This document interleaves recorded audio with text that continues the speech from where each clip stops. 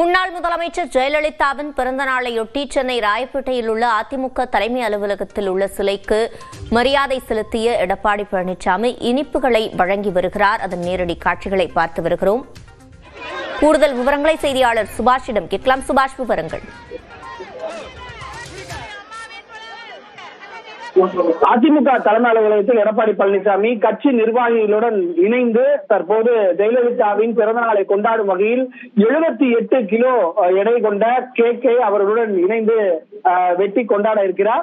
கட்சியினுடைய ஜெயலலிதா பேரவை, அம்மா பேரவை என்று அழைக்கக்கூடிய அந்த பேரவையின் சார்பாக இந்த கேக் வெட்டும் நிகழ்ச்சிக்கு ஏற்பாடு செய்யப்பட்டிருக்கிறது. அதனுடைய செயலாளராக இருக்கக்கூடிய முன்னாள் அமைச்சர் ஆர்.பி. உதயகுமார், எதிர்கட்சி துணைத் தலைவராக இருக்கக்கூடியவர் அவர், அதே போல முன்னாள் அமைச்சர் திண்டுக்கல் சீனிவாசன் கட்சியின் பொருளாளர், அதே போல கட்சியினுடைய துணை பொதுச் செயலாளராக இருக்கக்கூடிய கே.பி. முனுசாமி, நத்தம் விஸ்வநாதன், எஸ்.பி. வேலுமணி, வளர்மதி, காமராஜ் ஆகியோர் எல்லாம் இணைந்து இந்த கேக் வெட்டும் நிகழ்ச்சியில் பங்கேற்றிருக்கிறார்கள்.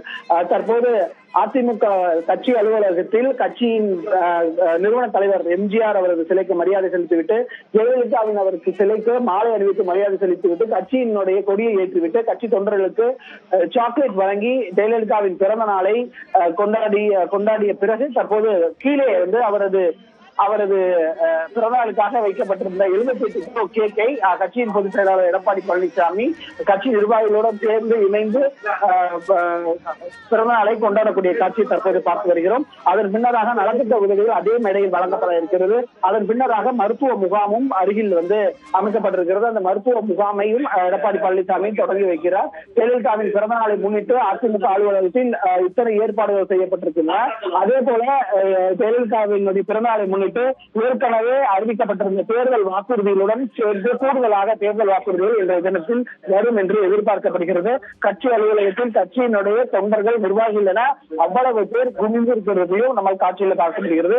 தேர்தல் நேரத்தில் ஜெயலலிதாவின் பிறந்த நாளை உற்சாகமாக அதிமுக கொண்டாடி வரக்கூடிய சூழ்நிலையில் நாளைய தினம் தமிழகத்தில் இருக்கக்கூடிய வருவாய் மாவட்டங்கள் மற்றும் அமைப்பு ரீதியான அவங்களுடைய 82 மாவட்டங்கள்ல நாளையிலிருந்து 3 நாட்கள் ஜெயலலிதாவின் பிறந்தநாள் பொதுக்கூட்டமும் நடைபெற இருக்கிறது. முன்னாள் முதலமைச்சர் ஜெயலலிதாவின் 78வது பிறந்த நாளை முன்னிட்டு சென்னை ராயப்பேட்டையில் உள்ள அதிமுக தலைமை அலுவலகத்தில் நிகழ்வுகள் நடைபெற்று வருகின்றன. அதற்கு காட்சிகளை பார்த்தும் விவரங்களை வழங்கியமைக்கு நன்றி சுபாஷ்.